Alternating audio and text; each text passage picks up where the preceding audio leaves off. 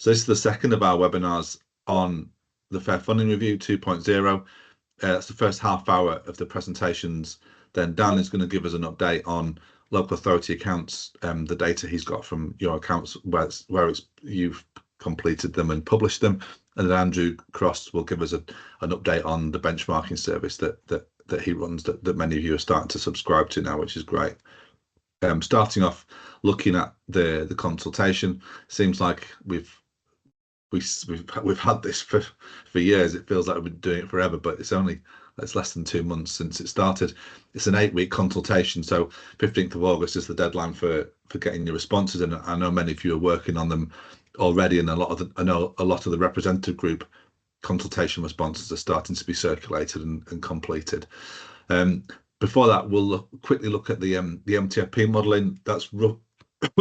That's settled down a lot now. So we'll look at the latest version and the potential for future updates and what they might be, and what the continuing variables look like. We're getting bits of information from MHCLG and other modelers that helps to sort of firm up where we are. And then we'll look at some of the responses to the consultation and some of the key issues there. So context to start off with, the outputs from the MTFP model. The latest version was on 15-16-7, which was uploaded on the website on the 18th of July.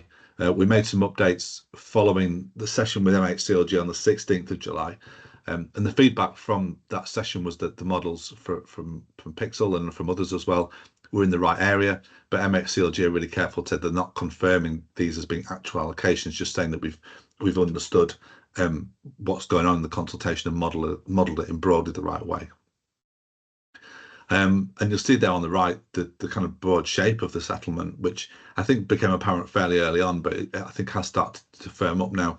Inner London losing over 3 years, so 2.1% cash terms cut in core spending power for Inner London over the next 3 years, including damping. The upper tier authorities, similar-ish sort of increases, 15.1% for Outer London, 15.9% for Mets, 16.3% for unitaries, slightly lower for the county unitaries and the shire counties, and much lower again for shire districts. We've got shire districts on average over the next 3 years at 7.7%, which I think was slightly higher than the numbers we saw from MHCLG that flashed on our screens on the 16th of July.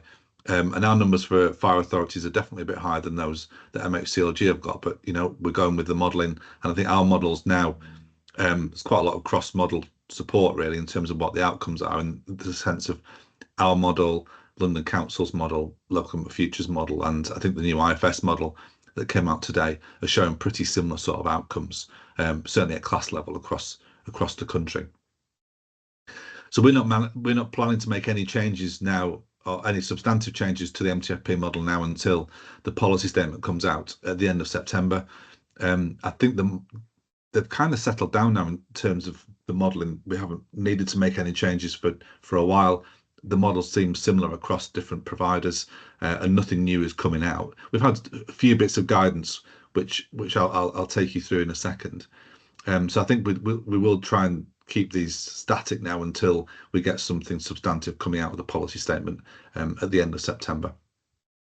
A bit more context, just looking at the movement and change. It's not easy to work out what the different elements of change have been, but I think it's quite instructive to at least have a go. I know I was talking to Nick at North Yorkshire a few weeks ago, and we were trying to really dig down into exactly what was going on at an authority level, but actually it's really hard to do it. So what I've done is simplified that and broken it down into looking at what the impact is of the need share changes, the impact of resources adjustment, council tax equalisation, the impact of the business rate baseline reset, and then grouping everything else together in another category. So for the Mets, you can see there that the Mets are gaining massively on equalisation, but much less. That's the lighter green block, shows the gains from equalisation, but much less so from needs, the dark green block. So really the gains for Mets are really about what's going on with equalisation, and a relatively small gain from the reset.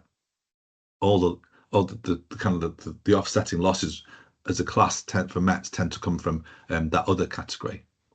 For counties, you can see a really large gains for counties, the dark green block from the funding, the RNF changes, really big gains, and gains again from the baseline reset. but lots of those gains are offset or partly offset by counter-tax equalisation, as we would expect. For Inner London, the losses are driven almost entirely by reduced needs share, as we know, big reductions in RNFs right the way across most of Inner London, but equalisation is broadly neutral.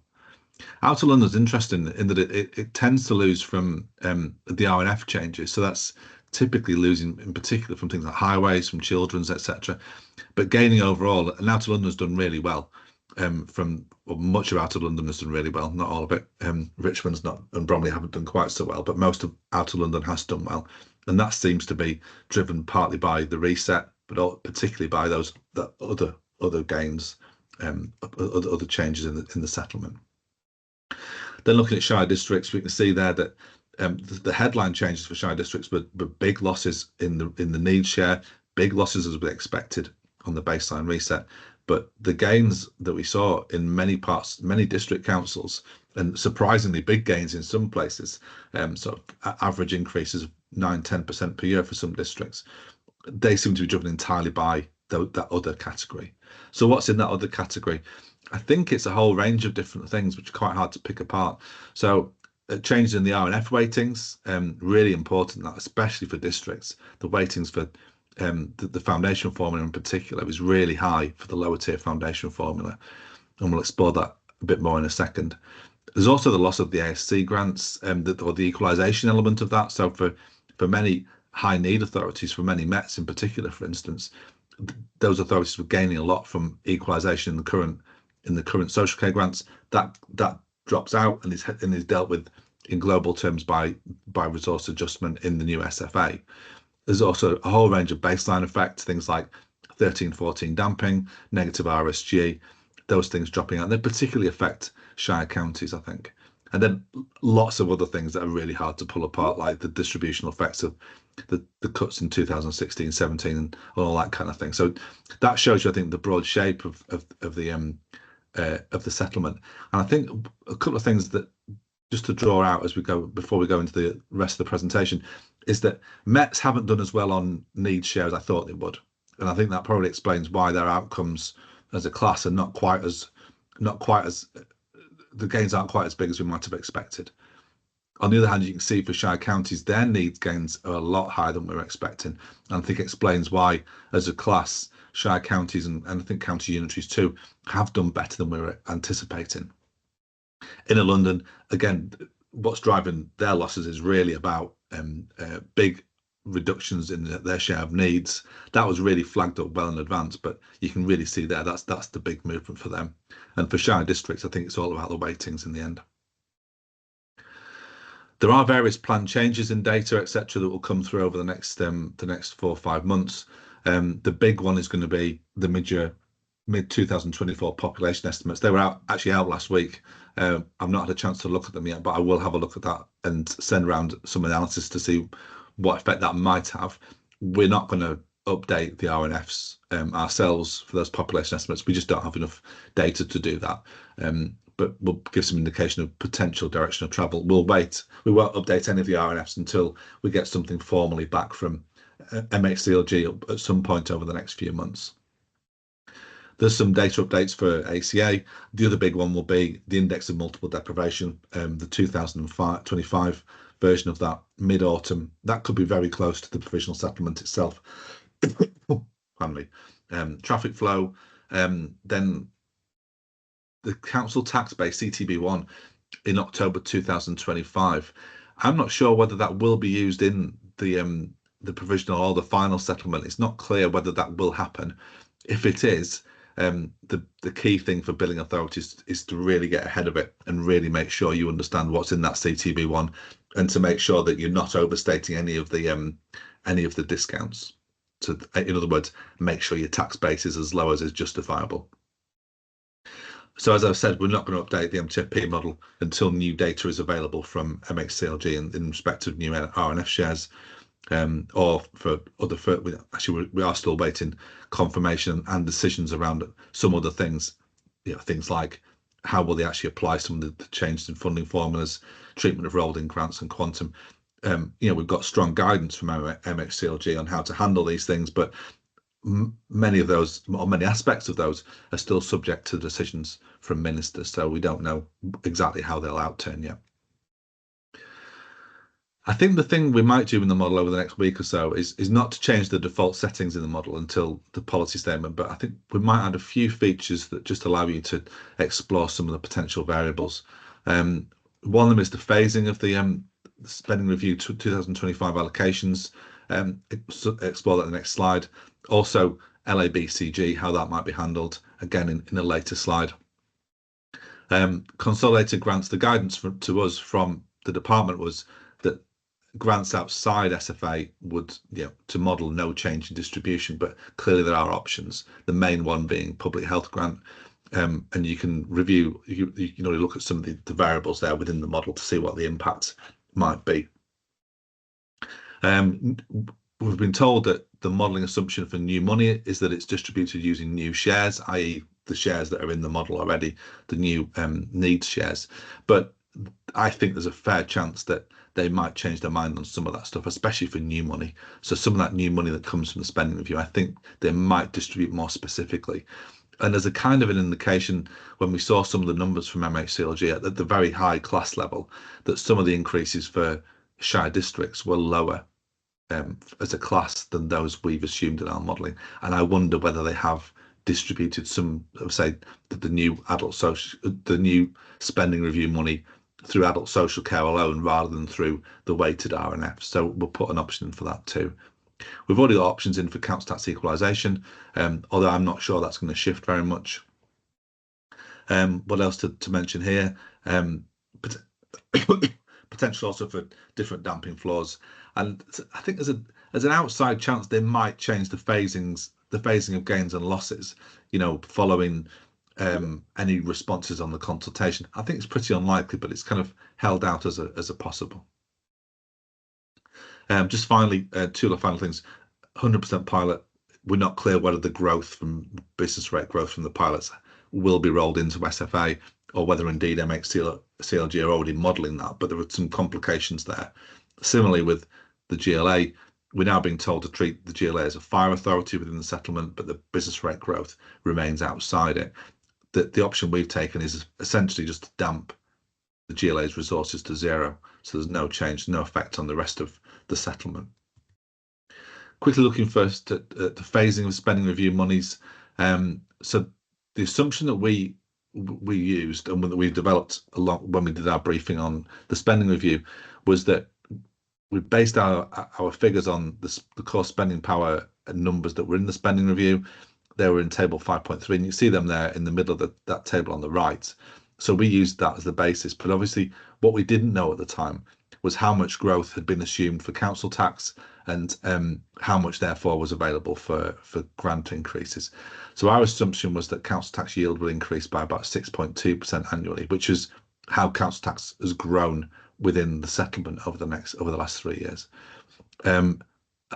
That gave us a cumulative increase in grant funding of 2.3 billion over the next 3 years, with the largest increase being front loaded for 1.4 billion in 26-27. MHCLG have confirmed, or what they said is that their modelling assumes that the increase in funding is spread evenly across the 3 years, at least in their modelling, and that they've done that because they're still awaiting ministerial decisions about how that will be distributed. And I think it's unlikely that that's even spread will be their final decision. So we're still going with the profiling that's in the spending review. But just recently found out that MHCLG are actually assuming that there's a grant increase within core spending power of 1.1 billion pounds per year. So that's 3.4 billion pounds cumulatively over the next 3 years. So that's quite a bit higher than our assumption. For now, we're going to keep it at that lower level, 2.3 billion pounds cumulatively, but we'll give you an option to increase that to 3.4 billion to show what additional funding might do to achieve that. And if you wanted to go in and do that now, you can already go in and look in the systems assumptions tab, go to cell K35 and reduce the assumed yield in council tax from 6.18% to 5.45%. So that will allow you to show the effect of increasing the amount of grant funding that's assumed within the core spending power figures from the spending review. I think we're pretty much on the money in terms of the rolled-in grants and how they'll be handled. Just confirming as well that cap compensation funding will be rolled into SFA and will be treated as a redistributable grant. The one that's a bit more vague is the LABCG, the Better Care Grant. So it's been confirmed that the grant will roll into SFA and it will be redistributed using the new SFA shares. But then the grant allocations for BCG will then be top sliced from RSG and paid as a Section 31 grant. So that means you can still pool that grant with the NHS as you have been doing to date. But in the guidance we've seen, it says, importantly, it will not affect, i.e. the top slicing of BCG will not affect the underpinning distribution and the overall funding which local authorities get will remain the same. In other words, I think that means they're going to handle it in the way that we've modelled it, which is that you work out what the new SFA is based on the rolled-in grants. You then deduct the baseline funding level, which is just indexed. Then you calculate the RSG, and then you top slice whatever the BCG allocation is from RSG. So that's how we've done it. And what that means is that whatever the actual allocation is of BCG, depending on how they do that, how they apply the new formulas, whatever the allocation of BCGs that you get, that simply top slices from your RSG. So the higher the BCG allocation, the lower RSG is, and vice versa. So I don't think it affects the bottom line. And I think that's what they're saying, but it's a little bit vague, and I'm a little bit, wary about how that will actually be modelled in the end. I know some authorities are looking for a higher damping floor, possibly up to 4% damping floor for social care authorities. In other words, making sure that every social care authority gets an increase in funding of at least 4%. So it's currently 0% for the bulk of social care authorities, except a number of inner London boroughs and Richmond upon Thames.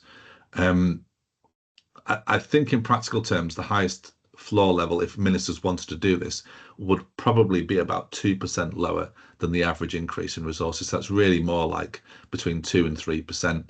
It's probably, in practical terms, the highest level that could go to. If you want to show the impact of that, you can go into the model and you can increase the assumption for the damping floor in the systems assumptions tab, and you can see there just very briefly, you can see what the impact would be of increasing the damping floor. You can see even with a 0% floor, the amount of damping in the system is still £405 million in 2028-29. So it's still pretty substantial for some authorities. But that would increase with a 1% floor to 638 million in year 3, a 2% floor 931 million, and then if you go to a 3 or 4% floor, you're over £1 billion or even £2 billion for the cost of that floor in year 3. So I mean, you can model that, and you can. I think it's a good idea to push back on ministers and ask for a higher floor if that's what would benefit you, but just to be aware that there's a pretty substantial cost to that. And I think you would need to think about how you would deal with inner London and the outer number of Richmond upon Thames. They're the social care authorities who are expecting to get a -5 or -7% floor in year 1. How would you incorporate them in that kind of damping arrangement? Okay, so then a few things about the business rate retention scheme, just quickly. As far as I'm concerned, we should be using the NNDR 1 25-26 for the modelling. That's what MHCLG are using as well. But I don't think it's going to be updated, or they're indicating that it won't be updated to reflect 25-26 NNDR 3 in the settlement. And I'm not sure whether they're going to go back and then true up any differences at a later point. I don't think they are for the SFA calculations. So we may have the final BRS numbers already for that purpose. As I mentioned, cap compensation funding does get rolled in, so you won't receive any cap compensation payments from 26-27 onwards unless the scheme is revived and you get payments for new under indexation from 26-27 onwards. The business rate pilots seem to be in and out. I'm not quite sure exactly how they are handling them, and I think there are still decisions outstanding for the pilots outside of certainly outside of GM and West Midlands, and possibly even the GLA as well. So we don't know what the fate is of the pilots in Liverpool, West of England and Cornwall, and we don't know whether the growth from those pilots will roll into SFA in the way that growth from the 50% scheme is going to roll in, or whether there are already claims on that growth. Certainly, I think for Greater Manchester, there's a claim on that growth. That means I don't think it can roll in, and potentially as well for the GLA, depending on what those bilateral discussions are between the GLA and the department. So we're not quite sure how that growth is going to be handled.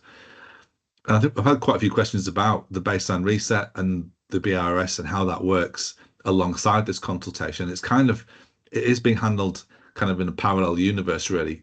We've got the consultation on the fair funding review that we're looking at now, the work on the business rate retention scheme. I don't mean they're not interacting, but we're not seeing that consultation at the same time. So I know officials are still working on that, still a work in progress. There won't be a new consultation paper in the autumn. There's not enough time, but we can expect to see technical working papers to keep us informed. We won't update the model until we see those technical papers and until we have the data to do it. But I think for now, the bottom line impact is unchanged. In other words, you lose all your business rate growth from 25-26, and all that growth is then rolled into the baselines and SFA in 26-27. So just turning now to looking at the consultation and some of the key issues there. First of all, children's services RNF. It's been the biggest, I think, in terms of RNF. It's the real big mover. It's really moved a lot of money around the country. London's losing hugely from it, kind of around 40% across the city, across the capital rather, and the Mets are gaining the most. So big shift from London to the metropolitan authorities. It's difficult to unpick it, as I've said before, because it's a complicated, sophisticated formula, and it's at child level, the data, so you can't really interrogate the data itself. So it's hard to really get into it and under the bonnet. One way I've looked at it is looking at the variances between shares of RNF and the shares of expenditure at class level and authority level. And you can see there on the right some really big variances between the shares. So the share of spend in the Mets is currently 23.4%, but its share of the needs under the new formula goes up to 30%. The other way around in London, share of spend is 17%, 15.5 share of RNF. So actually the variance is a bit smaller there, but still it looks like London's still spending more on children's than its share of needs. So some big variances between the distribution of spend now and the future distribution of funding for that service. And also at the individual authority level, the variances are really quite significant. So North Lincolnshire gets 0.33% of RNF, but only has currently 0.24% of spend. The other way around in Rutland, 0.03% of RNF and 0.06% of spend. So some really big differences in terms of share of spend and share of RNF. It's worth having a look at the work that London councils have done. I think clearly because London's losing by far the most from this new formula, it's taken the lead in looking at what's going on with that formula. And there are some measures there that it's looking at, or some suggestions and challenges it's making to the current formula in terms of how it would like that to be changed. So it's worth looking at those indicators and see what you think of them, and whether you want to include those in your response if you're an authority that's lost out from this new children's formula. But clearly some of the things that London will be suggesting will be things that are good for London. They may not be good for other parts of the country, so you may need to take a different line, but it's at least a way of looking at the formula and looking at what the researchers have done. Adult social care is, again, it's a really important part of the settlement, 37.5% of SFA, so it's a really highly weighted part of the settlement. The new proposals are based largely on the PSSRU research, which was done in the middle of the last decade, and a paper was published informally by PSSRU, I think in late 2018, and we were modelling it from certainly early 2020. So it's been around for a while, and I think although the department's trying to pretend otherwise, the new formula is very much based on that PSSRU research, and it's very different from the current RNF. So the really big shifts in share of funding, and you can see there for both younger adults and older people that metropolitan district share of both those RNFs drops quite significantly from 26%, say 26.6% of the younger adults RNF now, down to 21.5% in the new formula. But what's interesting is that the proposals that are made in the consultation give Mets a lower share of the adult RNF than we were expecting them to get. So we were modelling already based on the PSSRU research from 2018, 2019, but you can see they've updated it, and that results in an even smaller share of funding for Mets. So I think that these changes around adult social care RNF is one of the major reasons why Mets are doing quite so badly from the needs shares in the settlement. The opposite's the case for Shire counties. They're doing better under both versions of the PSSRU research than we were expecting. A really big increase, I think, in share compared to even the 2019 version. So it's really started to move resources much more towards Shire counties than we were expecting. Unpicking that's not easy again. There's certainly a missing indicator, the limiting condition metric from the census, which is particularly strong for lots of metropolitan authorities, and less so for Shire counties. But also I think there's probably a whole load of, there are changes in the weightings as well, and the change in the definition of some of the indicators. So the various reasons why Met's doing quite so badly from this new formula and counties doing quite so well. High-risk maintenance RNF is a curious one. Big changes there in terms of the distribution of funding. Removal of all the urban weightings, which shifts money from London and the Mets to county areas. Removal of the winter maintenance top-up as well. And the movements at authority level are huge and not always predictable. So you'd expect London, the Mets to lose, which they do, and for county areas to gain, which they do. But there are some counties that are losing quite substantially, which don't really make sense. So we need to investigate that further. The formula itself is the natural log of traffic flow divided by road length. So that's something I'm not familiar with, and I've not tried to model yet, but it'll be interesting to know whether anyone has done so and can share those results with us. Temporary accommodation shifts resources very, very, very heavily towards London. It's about £1 billion worth of the SFA now, so it's a good chunk of the funding. As far as I can tell, they have used the indicators and the formula that was developed for the HPG consultation for the new HPG distribution, and that relies very heavily on actual TA numbers. Because that has a strong correlation with historic TA spend, as you'd expect. But that gives an awfully high share of demand to London, and we think about 70% of the temporary accommodation RNF, followed by other urban areas. But you can see it really shifts money towards London, and it also benefits some of the Shire districts. As you can see the list there, the more urban districts that gain more from those kind of that have high TA numbers for starters. That's why those authorities are getting such a large increase in share from this new RNF. It's unusual for activity data to be used in a funding formula. Usually we'd have a proxy indicator, so that's a strange one, and I think that's one to push back on. Homeschool transport, based on the number of pupils and the distance travelled to the nearest location for them, for school, for mainstream, or distance travel to, I think it's to the nearest town for homeschool transport for SEND pupils. But importantly, the distances are capped at 20 miles. And the rationale is I don't think it's particularly persuasive. And I think we need to see the impact on individual authorities. And I think the effect possibly on large, sparse counties could be quite potentially well, it's certainly affecting them, even if it's not very significant. We just need to see the data. But there's nothing to measure demand and the differences potentially in demand for homeschool transport in different parts of the country. How far does deprivation or affluence influence that demand? So I think there's a bit more work to do there. But for now, it's a formula that's very much heavily based on distances travelled. And that really does give a lot of the funding, as we can see on the right there, to county areas where those distances are greater.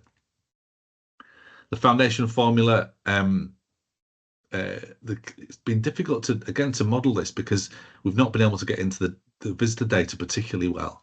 So we have been able to infer the weightings of the IMD, the deprivation uplift, and then the non-resident uplift. And I think these probably give a fairly good idea about what's been going on within this formula.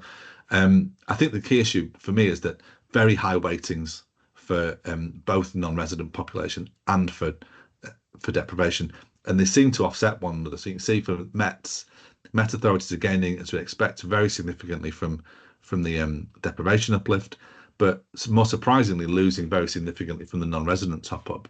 The opposite's the case for shire counties and shire districts.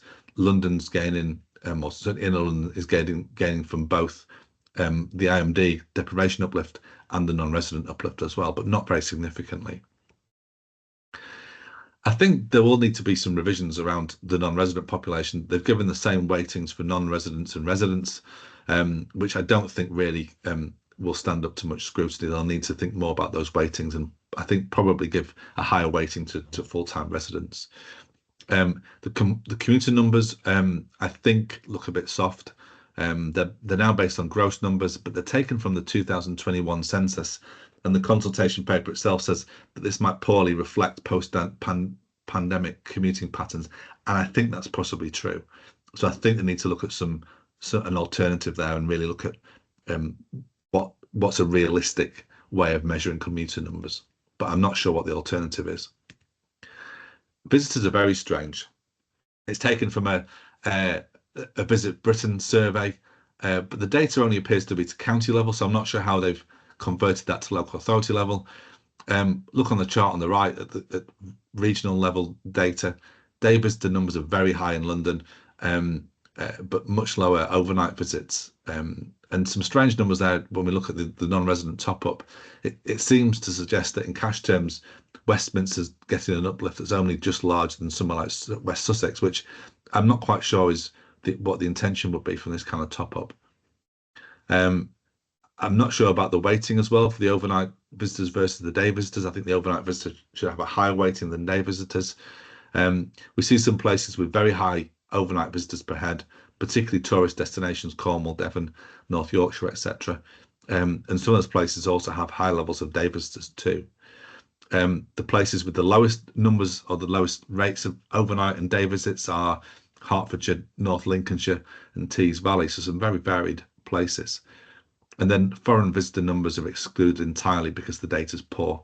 I think we need to see the data, and I think that needs to be included to some degree. So I think the visitor data and the commuter data needs more work, and that might then affect the actual allocations within the foundation formula for the non-resident top-up.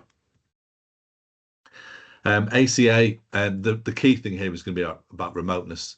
I think there's probably large scale. I think most people would accept the accessibility adjustment as a good move forward, but the remoteness adjustment is more controversial. The government said there's a compelling theoretical case, but they're asking for case studies and evidence. So if you've got anything you could provide there, I think that would be useful for the debate. But I think the remoteness uplift at the moment is providing some pretty big uplifts for places like Cornwall, Norfolk, Devon, Westmorland and Furness. And the converse is happening. I think biggish reductions from the ACA in places like Birmingham, Leicester, Greenwich, and even something like Westminster still losing from the new ACA, even though it's got its own ACA that's now detached from the rest of Inner London. So I think that remoteness adjustment has moved a lot of money around the system. Looking at weighting, one of the most important factors within the whole settlement, I think the methodology they've used was based on current spending patterns using the 23-24 RO. I think this approach is what I call neutral. It's technically correct, same as the approach that was outlined in the 2018 consultation. But a few things that need looking at. The first is the split between the upper and lower tier foundation formula. They've used expenditure in two-tier areas only and not the national spending patterns, which I think is wrong. And I think that boosts the lower tier share for districts. So I think the MHCLG split implies a 12.4% lower tier share, whereas I think the all expenditure methodology would give districts only 11.8%, so it would move numbers around quite a bit. I think they've used the 23-24 outturn. In our modelling before this, we were using the 24-25 RA budget numbers. I don't know whether they'll be able to shift to look to use a later year, whether the 24-25 outturns will be available and of sufficient quality to use? I'm not sure, but clearly, as you can see there, you know, the later the year that they use, the bigger the share of funding that will be allocated to children's in particular, but also to adult social care. And you can see that the share that goes to foundation formula drops really quite significantly. So the later the year, the bigger the difference in the control total weightings. And finally, there's an odd one. Other education and community budgets have been allocated to the foundation formula, which might be correct, but I think that's then split using the upper and lower tier shares, and I think that should go entirely to the upper tier. Council tax equalisation. I don't think they'll shift on this. It's 100% equalisation. It's the one area I think, apart from children's, that metropolitan authorities have really gained from. So I think they'll stick with that. The assumed Band E now in our modelling goes up each year, but you can make assumptions about how much that might go up into the future. I don't think they'll change the collection rate down from 100%. There's also working age LCTS adjustment, which we've now updated, or we updated a few weeks ago, and we made sure we're not double counting the second home's premium. So I think that should remain fairly static unless we get the new CTB numbers from October 2025.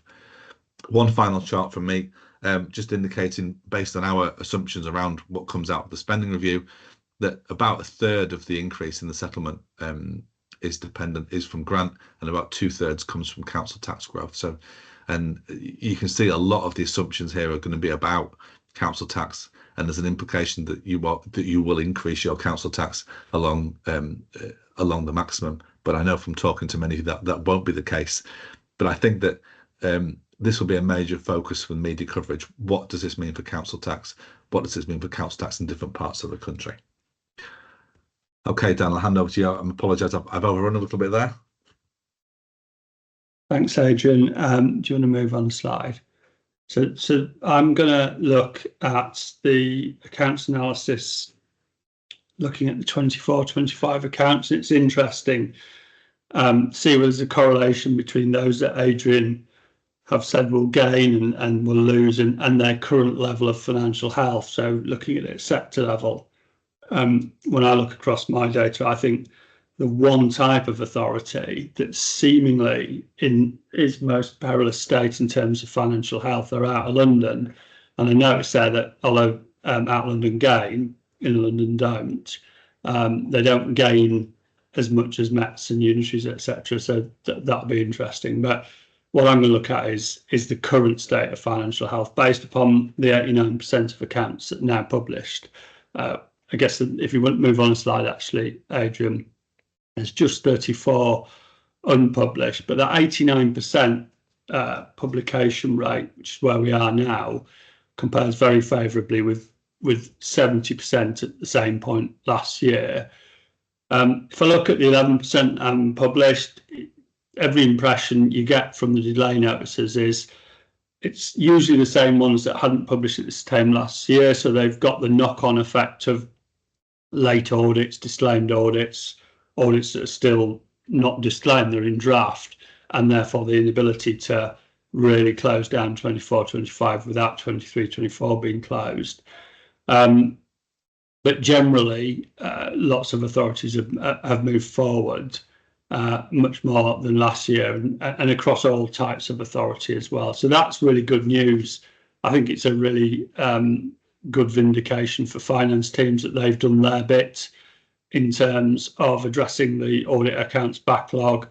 It'll be really interesting to see now whether the auditors can match that and also do their bit to reduce the backlog, reduce the number of disclaimed audits. But it'll be interesting. I'll be interested to know what people think about that at the end. What it does, though, having 89% of accounts gives us a really good opportunity, which we didn't have last year, to really get into what local authority financial resilience and health is looking like. So if you move on, Adrian, I'll start with this slide. So this slide shows the parts of the balance sheet if you were to aggregate on the left there all upper tier authorities, so all 130 odd upper tier authorities that have published accounts, And on the right, the 142 districts which have published their accounts. And this is where you see a very different picture. So it was interesting hearing Adrian say that Inner London will lose and most partiers will gain, districts will gain, but only modestly. When you look at the health, you see very much two-tier system, and you see for upper tier authorities, pretty much most upper tier authorities, you see usable reserves falling for the third consecutive year. But the big thing, more than anything else for me, is the increase in the dedicated schools grants deficit. More than doubled this year. It's gone up another 1.7 billion. It's getting bigger and bigger as reserves get lower, and that has a massive impact on resources, which we'll try and unpick on the next 10 minutes. On the flip side, you've got districts where usable revenue reserves are going up, I suspect because there's still quite a bit of business rates gain in there. That's about to go, isn't it? And therefore, you've got their balance sheets are actually increasing, whereas they're shrinking at upper tier level. And the current resources, the cash available, is that much bigger than last year. And when we get into capital health, I think there's a knock-on effect there. So that just shows the balance sheets aggregated for all upper tier and districts. And if we move on, we'll get into some of this. So usable revenue reserves, kicking off just with the upper tier here. You'll see the levels, in London, that's going to do badly from the from what Adrian said, from the funding review too, have got a bit more resilience, and I think that's probably the case amongst most. Oh, have I been muted all that time? Oh, strange. It said my mic was muted. So in London, not doing so badly in terms of its position, all the others not doing well, and reserves are reducing fairly significantly across upper tier, and particularly in outer London boroughs. And there's about 2 or 3 outer London boroughs that are still to publish that where I know they've already got problems. So this is from the 15 of the 20 that published so far. There's a couple that are yet to publish that I suspect the reductions will be even greater. So if we move on, we'll look at more specifically. So this is usable revenue reserve. So when I say that, I mean general fund balance and earmark reserves in the general fund. And what you have here is you've got now 36%, so well over a third of authorities have less than 3 months expenditure held in usable revenue reserves, and 3/4 now have less than half a year in terms of usable revenue reserves. If you compare this with a few years back, those figures have gone up and up in terms of the numbers that have got lower levels of reserves. And if we move on, one should see what's happening. So the majority of upper tier authorities for the third year running have seen some quite sizable reductions in usable revenue reserves, and as a proportion of CSP, sizable reductions in cash, but even bigger when you take account for if you use CSP as a proxy for inflation or demand pressures, if you like. And some of these increases, including that really large one on the right, which is Windsor and Maidenhead, it's not really an increase in reserves. It is that the reserves have increased, but they've increased because they've been the government's given them £62 million of exceptional financial support, and that's gone straight into the reserves. So a number of those increases wouldn't have been there had it not been for EFS, which says to me that EFS now is a big part of the system. Got a bit of work to do to unpick that. If we move on another one, I think we get to the districts. District reserves are much higher, but they're also, and I suspect that is due to business rates income perhaps at some, and New Homes bonus, that quite a windfall. And other windfalls more lately, the funding for the waste, the £1 million that most districts got for the I can't remember what it's called now, but the packaging waste grant. So quite buoyant, but still quite a significant range. So there are a number of districts, as we'll see in a minute, that aren't doing particularly well and are starting to see their reserves deplete. But as Adrian's just indicated, they're not going to do particularly well from funding review too. The 49 of the authorities, most of them are districts, aren't they, that are looking at a potential up to 7% decrease in core spending power. So they need to be resilient because things aren't going to look too great going forward. And if we move on to one, you can see that 46% of districts actually seen their reserves reduced. So it would be wrong when we say that districts are doing okay generally, because half of them are starting to see signs of struggle. And again, there in that district, sort of a quarter from the left of the origin is Woking, and the only reason its reserves have increased so markedly is because there's a massive 95 million, I think in their case, slug of exceptional financial support, which again runs through the reserves. Also goes on to the need to borrow, but makes the reserves go up as well as the need to borrow, which we'll have a look at in a minute. So if we move on one, we start now to look at EFS. So on the left there are all the authorities that publish their accounts, and the amount of EFS that was granted in the third column, the amount that they actually used. Now, you can use EFS two ways. You can borrow or you can use your capital receipts. But effectively, it puts an injection through effectively your reserves. You would have used your reserves otherwise, and it puts an amount onto your need to borrow. Although if you use capital receipts, they come down and you need to borrow is funded as well as going up. So, but if we took out, if there was no EFS, if you weren't allowed to use your capital receipts or you weren't allowed to borrow, what you see there is that the upper tier generally would see the same sort of reductions that it was seeing the last 2 years, and it's heading fairly quickly towards sort of 114 territory without EFS. So for me, EFS is a big part of the system now, and it enables some authorities, at least in the short to medium term, to stay afloat whilst they sort out those longer term budget gaps. But without it, there would be some real issues, I guess. So if we move on another one, let's get into DSG. Oh, no, sorry, let's get into local government reorg. Just a couple of quick slides. Some work I'm doing at the moment is because I'm doing quite a bit of work around local government reorganisation, is to just have a look at the unitaries, particularly in the two-tier areas. So interestingly, unitaries were established in 3 tranches. Loads were established in the 70s. A whole host were established again in 2009, Cheshire, Bedfordshire, various others, Northumberland, Cornwall, etc. Loads around 2019, so your Northamptonshires, your Dorsets, and Somersets, Cumbria, North Yorkshire, etc. And then you've got two-tier areas. So this graph shows usable revenue reserves when I add the remaining districts to remaining counties. What you see, though, here is that the new unitaries, the ones established since 2009, they're leaking reserves more quickly than those that are much more established. Now, whether that's because they're having to do all their reorganisation at time of turmoil and reduced funding and pressures, etc., but we can see quite a clear pattern there. We're not seeing the two tiers drop so much because counties and districts have become more resilient, usually because they tend to have higher tax bases. If I was to add DSG to this, however, counties are really struggling on DSG, and that green bar would drop down if you had DSG. And if I just move on one more very quickly on this, also looked at how not only reserves but debt and various other measures as well.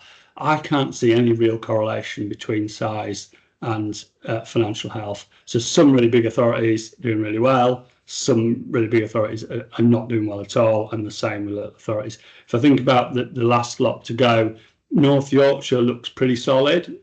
Relatively, it's a relative game, isn't it? No one looks massively well off, but North Yorkshire looks pretty solid. Somerset's really struggling. It's got EFS. I could put its council tax up to 7.5.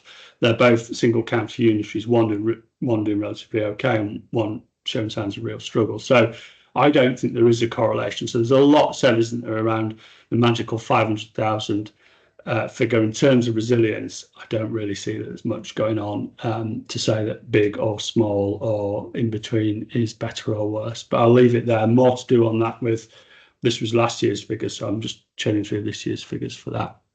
We move on, we're going to DSG now. This for me is the single biggest problem for local government, particularly, upper tier local governments. DSG deficits, they're not only increasing, but they're increasing exponentially. They're increasing at an accelerated rate. What the black line there shows is the level of deficits. What the red bars show is DSG deficits as a percentage of usable revenue reserves, and that's the thing that is worrying. It's going up at a significant rate. So another slide in a minute on that. If we just go and have a look at individual authorities. Next slide, please, Adrian.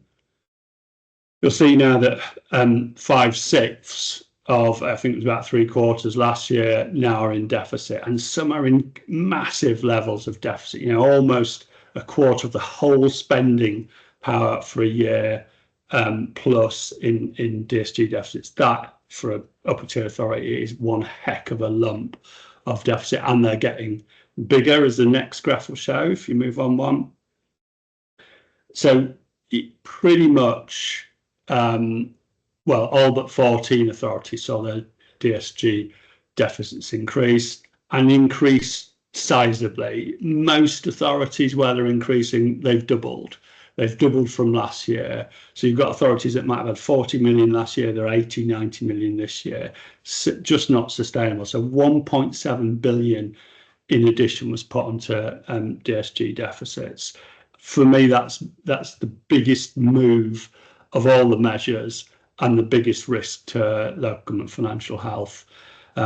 Doesn't risk districts at the moment, but when districts become unitaries with their counties, those tend to be the counties, shire counties, are really struggling with DSG deficits. But actually, all types of authorities are. Mets have lower levels, but they've had the biggest increase in DSG deficits over the last year. So no one is exempt from this, I wouldn't say. And those with safety valves, some of them doing slightly better, but quite a few of them plummeting in terms of deficit as much as everyone else. And that says to me that when the government comes to settle this problem, sort this problem, it's not only got to sort out the financial problem, it's got to sort out the structural problem around demand for sand and how that's serviced.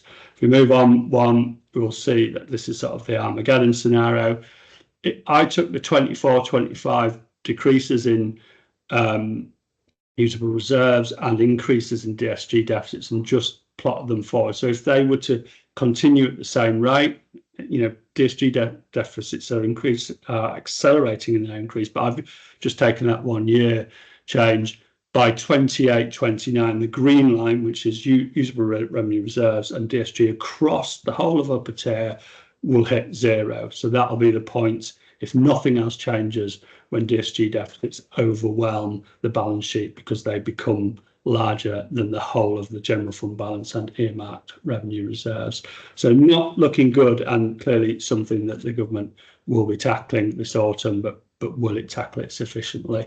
That's the big question. If we move on one,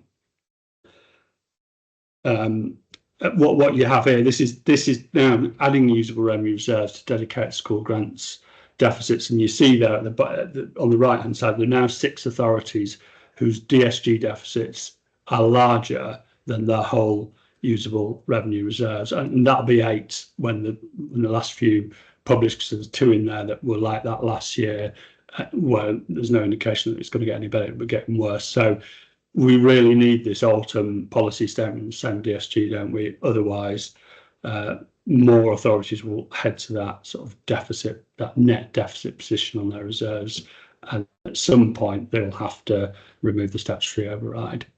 If we move on one, I think we move towards. So if you take reserves, you take DSG deficits, add them together, throw in the collection fund account, throw in the capital reserves as well, we look at current resources on the balance sheet. So effectively what sets in your balance sheet that will help your treasury management, help you sustain your internal borrowing, or put your money on money market, make interest receivable from it with interest rates a little bit higher. You can see that current resources are plummeting at the upper tier, and they're kind of flat at districts, but it's that I think has an impact on capital. So if we move on one to capital health, just move on a slide, Adrian. What you're seeing here, there again, a 2-tier system where the actual need to borrow is not going up that much, but actually short-term borrowing is. And that's, I think, because a number of upper tier authorities no longer have the cash resources, no longer have the current resources, so they're having to borrow. They're having to borrow at quite high rates. Long-term borrowing rates are quite high. That then feeds its way through to interest payable and debt financing costs. So authorities already have budget gaps, so now those gaps are widening as it goes around the vicious circle. On the flip side, you've got districts where cash balances are tending to go up because reserves are going up. And therefore, that when they're borrowing, most of that is going into internal borrowing. They're able to use their own resources, and therefore they're not as exposed. Clearly not across the board, because interest payable is going up at districts. So there's something there that says that, you know, some districts are okay, but many aren't. It would be wrong just to say all districts are doing okay. If we move on one, nearly there, and that shows the sort of vicious circle, if you like. You've got revenue budget gap. You use reserves to fill that gap and they reduce. You've got massive DSG deficits going up. So you've got a big reduction in current resources. That means you can no longer sustain your level of internal borrowing, which means you have to borrow externally at volatile interest rates higher than previous interest rates. And that feeds through into higher debt finance costs that go back to the loop, which extend your budget gap. So it's a little bit of a vicious circle there. But the point I make there is some districts are clearly showing signs of stress as well, because they don't en masse have the same reduction in resources, but there are some districts that have quite big reductions in resources, and they're immediately then thrown into that short-term borrowing problem. And then just one final slide, which I think it's, so ahead of funding review 2.0, there's clearly continued signs of financial stress. The sector as a whole is less healthy than it was a year ago, and it wasn't particularly healthy then, particularly across upper tier, particularly across to London. I think EFS is a massive plaster, which if it's ripped off, as keep hearing it might be, a number of authorities I think will immediately go towards failure and towards Section 114. So it is creating a lifeline, but it's masking what would otherwise be bigger problems in terms of reserve drops. DSG is the single biggest problem for me. And therefore the government's package needs not only to look at the financial problem it's creating, but the structural problem. You know, if they sort out the finances without sorting out the structure, DSG deficits will disappear overnight, but then grow back again.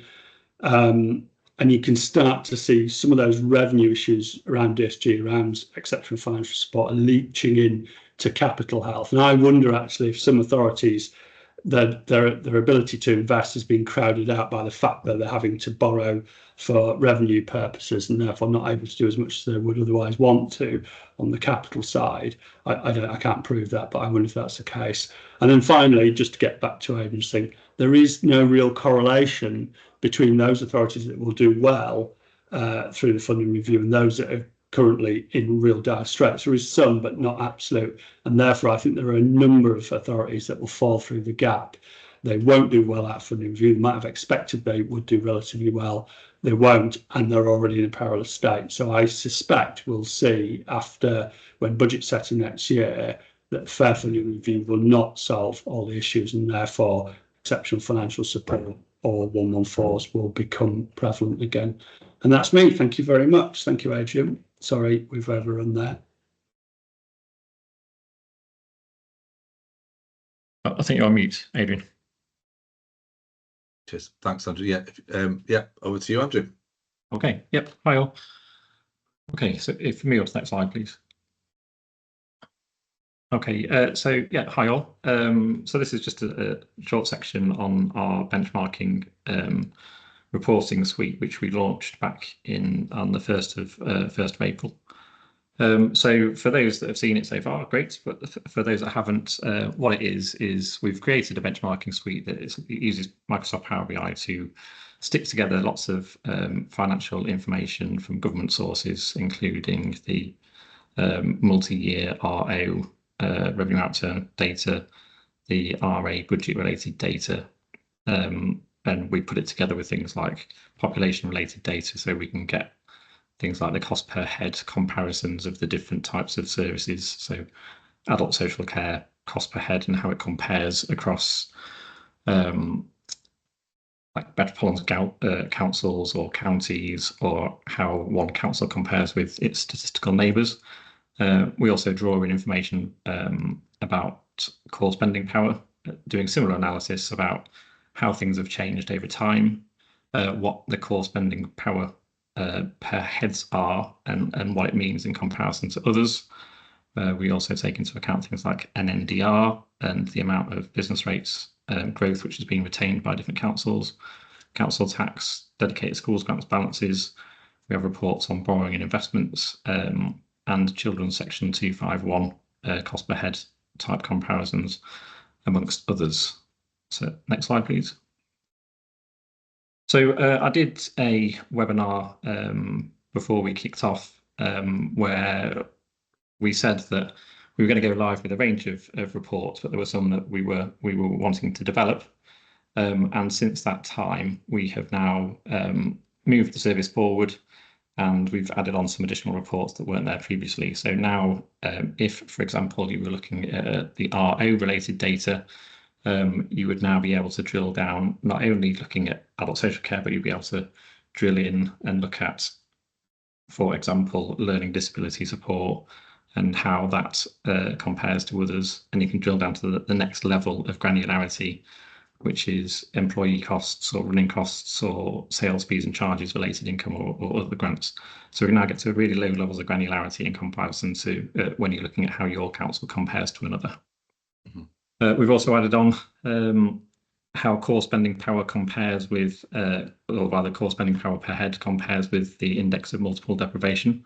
So do we see some councils that are relatively poorly funded to where you might expect them to be in terms of IMD?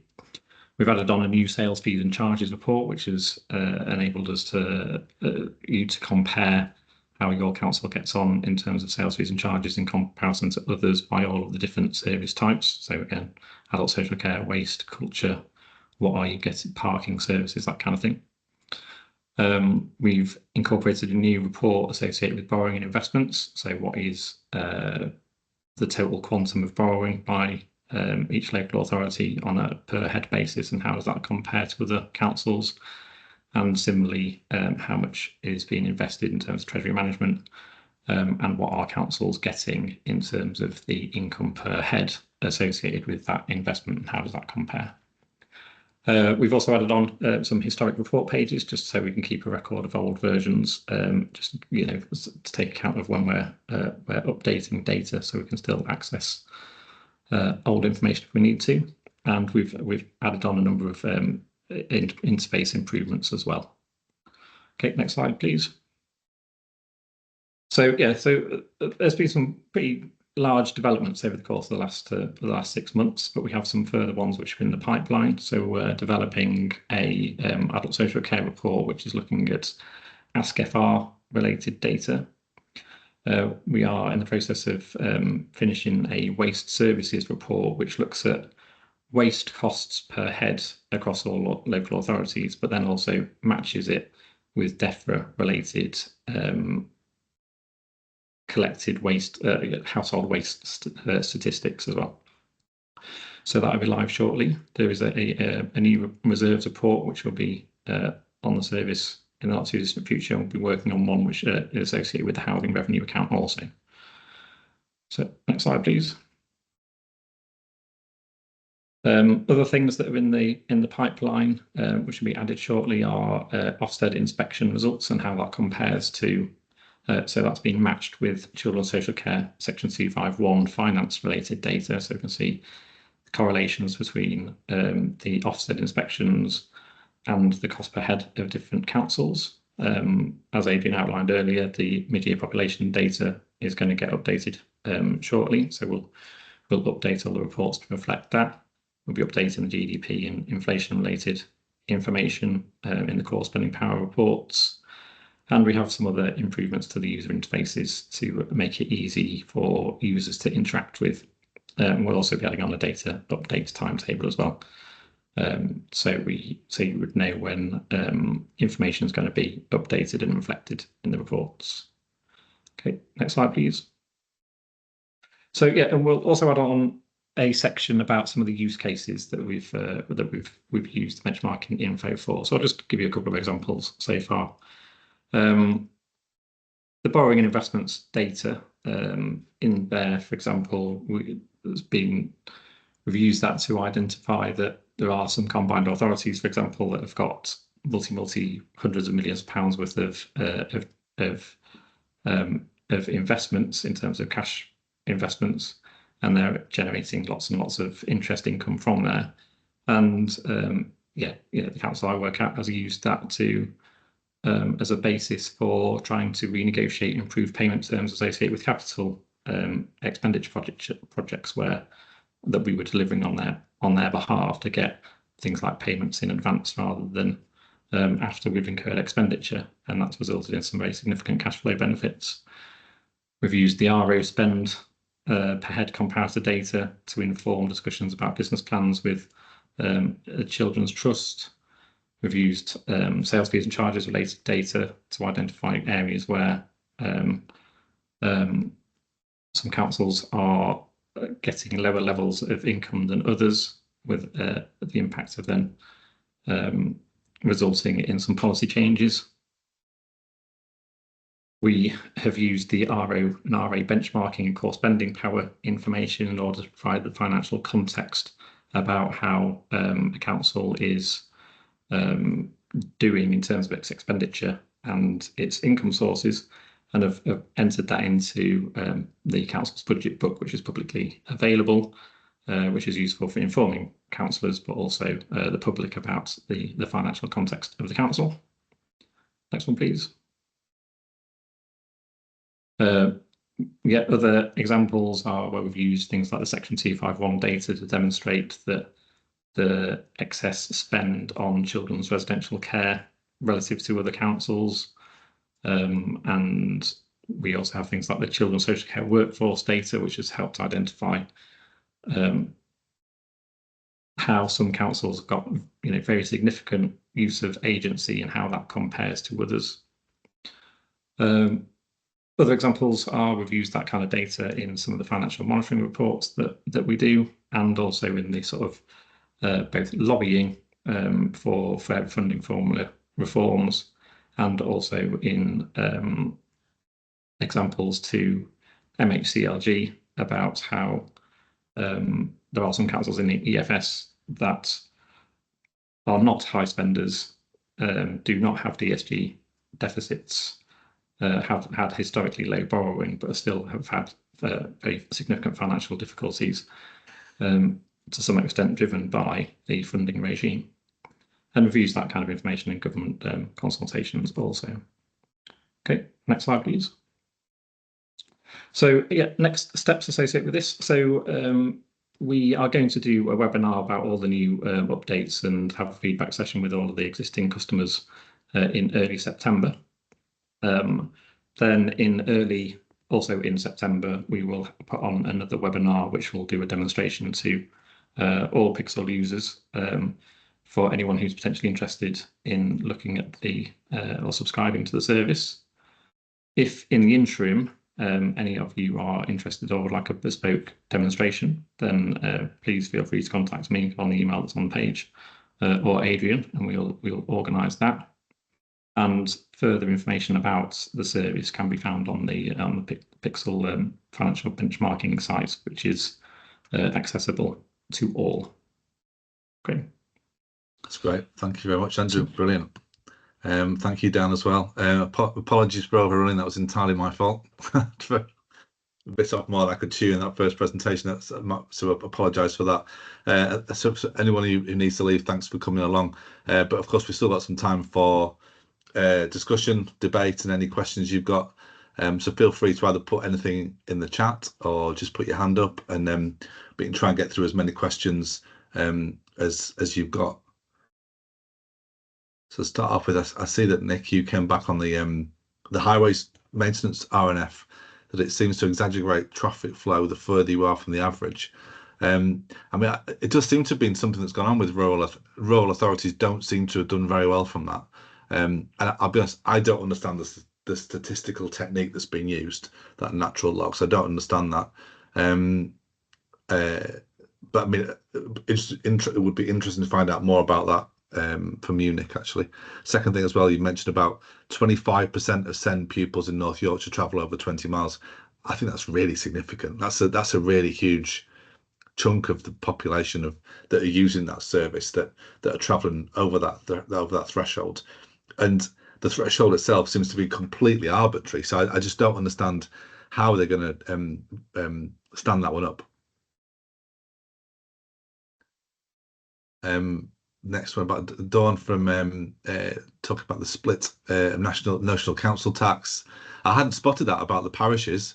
I'll double check that. Are you thinking there, Dawn, that it's the notional bandee, the assumed national council tax, that includes parishes? It's the split, Adrian. So when they use an 11% split for notional council tax for districts, it doesn't take into account parishes. So if you take that into account for Melton, that brings that 11% down. And if you also take out special expenses, which we have, our percentage is 8 point something, and it makes a massive difference on our numbers in terms of money that we don't get to keep for our general population. Yeah, that's really, I hadn't spotted that. I mean, I thought district's share of the split on the national council tax already seems to be fairly low. It was lower than I think possibly than I modelled, and certainly lower than 13-14. So I hadn't really checked that. I assumed it was already doing the right thing. But that's really interesting, because you say parishes aren't your responsibility, are they? You bill for them, but they're not your. It's not your spend. It's not your service, is it? Yeah, it inflates your spending power as well.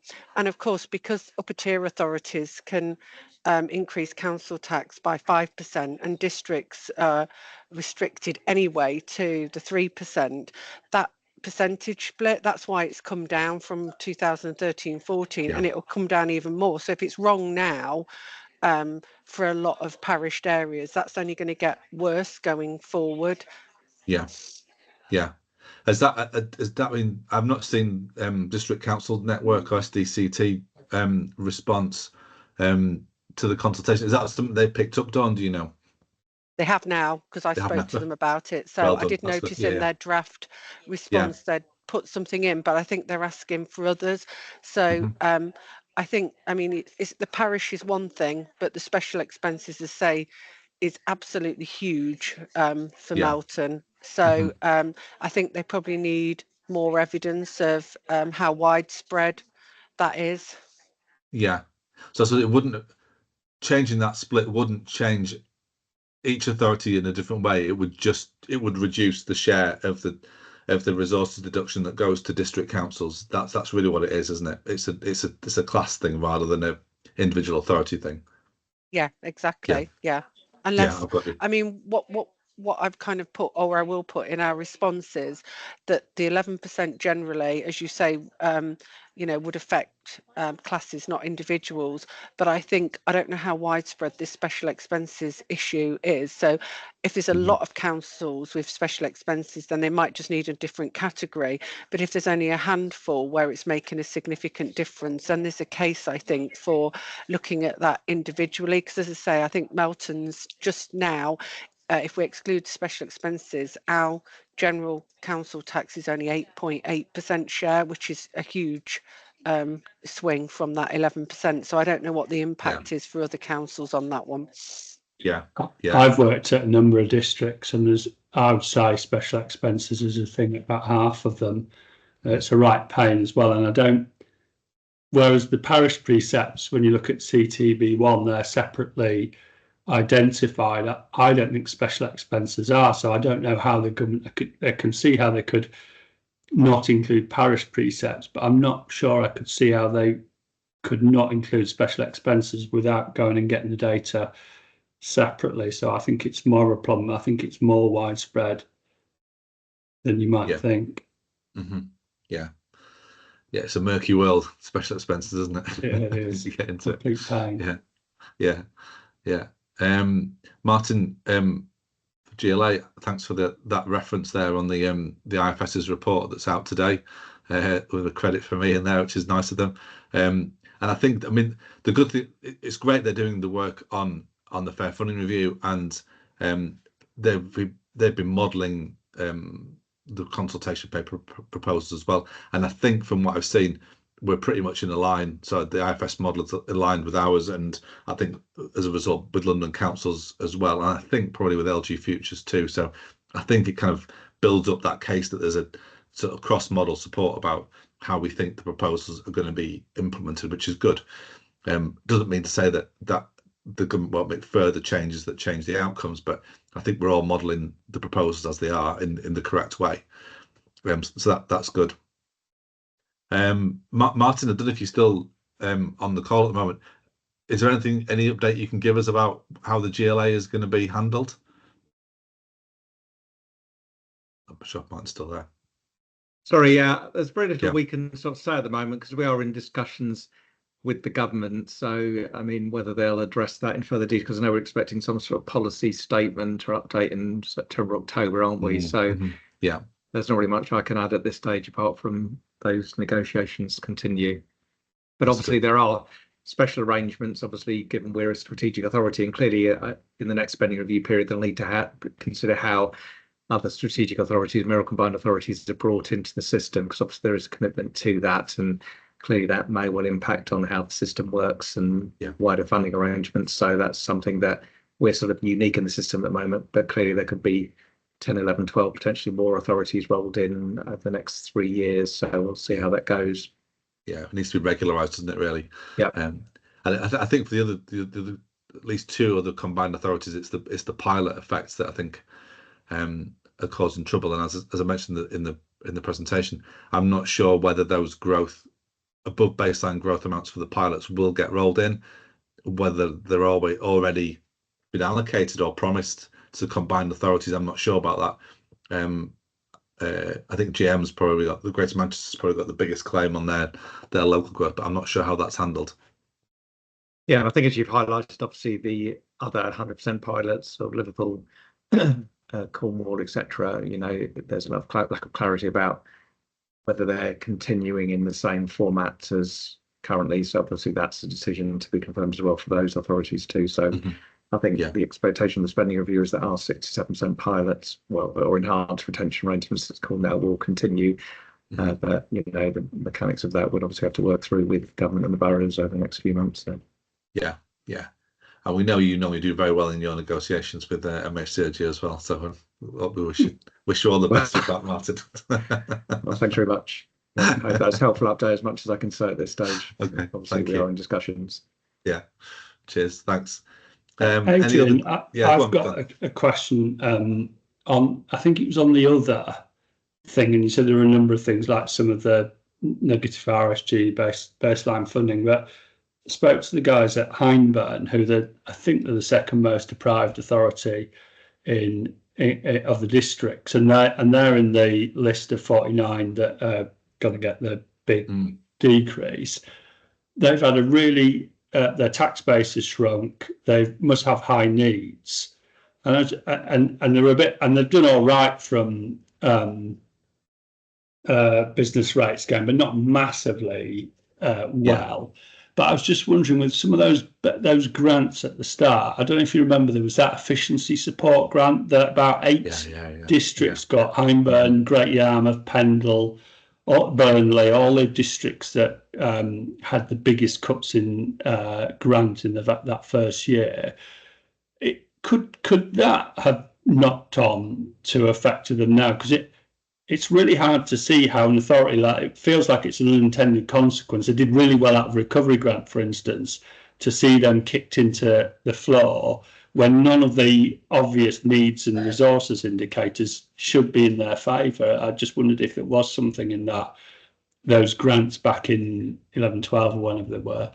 Yeah, I know what you mean, Dan, and I think there's a similar sort of thread there with some of the metropolitan authorities that haven't done very well from the consultation, who were expecting to do better. And I think probably officials were kind of assuming that they would do okay. And I think you're right. I think some of the explanation is in what was in the baseline in 13, 14 or in subsequent years. things like was it ESSA, that grant back in? There was ESSA, which was the precursor to Rural Services Delivery, but there was efficiency support for the 8 that, and it was the 8 most deprived areas. A couple in Kent, Great Yarmouth, and a load of Lancashire districts got it. Yeah.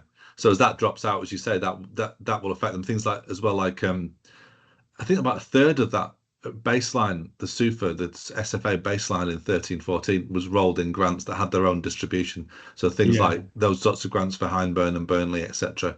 The whole load of council tax freeze grants as well that were rolled in, and there were some pretty big kind of social care type grants as well. So which I don't know I can't recall how they were distributed.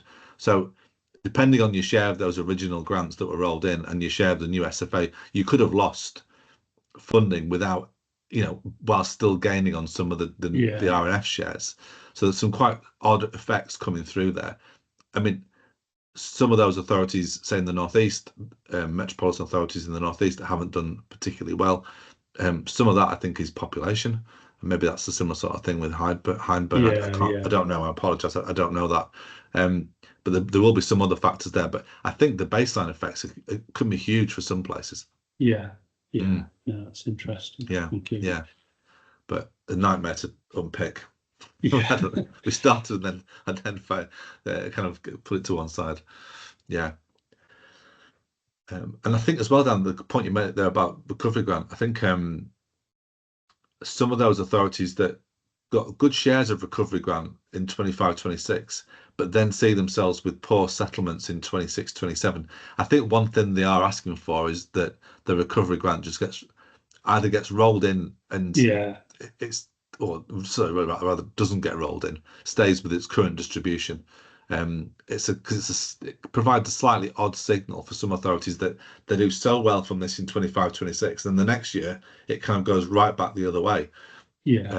So I can't see that happening, but I think it's the kind of thing that is good to ask for. Yeah, and that's why I wonder, the recovery grant was a signal of what they wanted to do, really, wasn't it? It was.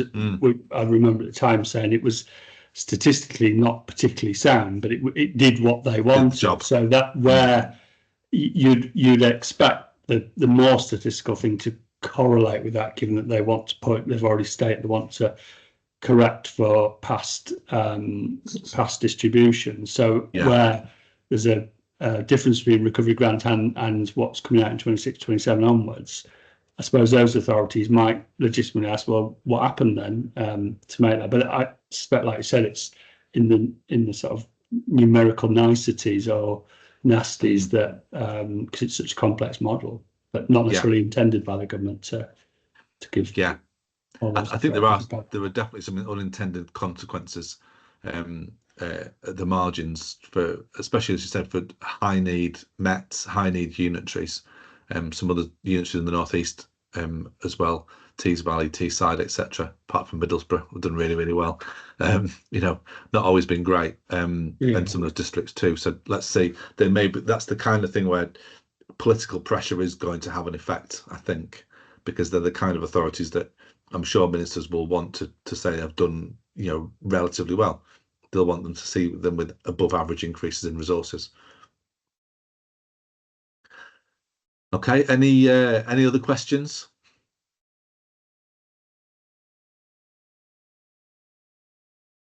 That's great. I think we might be done there, Dan. Got anything else you want to ask? Just drop me an email. I'll get back to you as best I can. If you have emailed me over the past few weeks and I haven't got back to you, it's been a fairly crazy time. Feel free just to send it through to me again. I should have a bit more time in the next few days to respond to stuff. So do ask me again if I haven't come back to you, or if you'd like me to have a look at your responses, just send them through. But otherwise, thanks for coming along. Thanks for your questions and your responses, and we'll see you soon. Thank you very much. Thanks, Andrew. Thanks, Dan. Thanks, everyone. Thank you. Cheers. Bye. Cheers. Bye now. Bye bye. Thank you. Bye bye.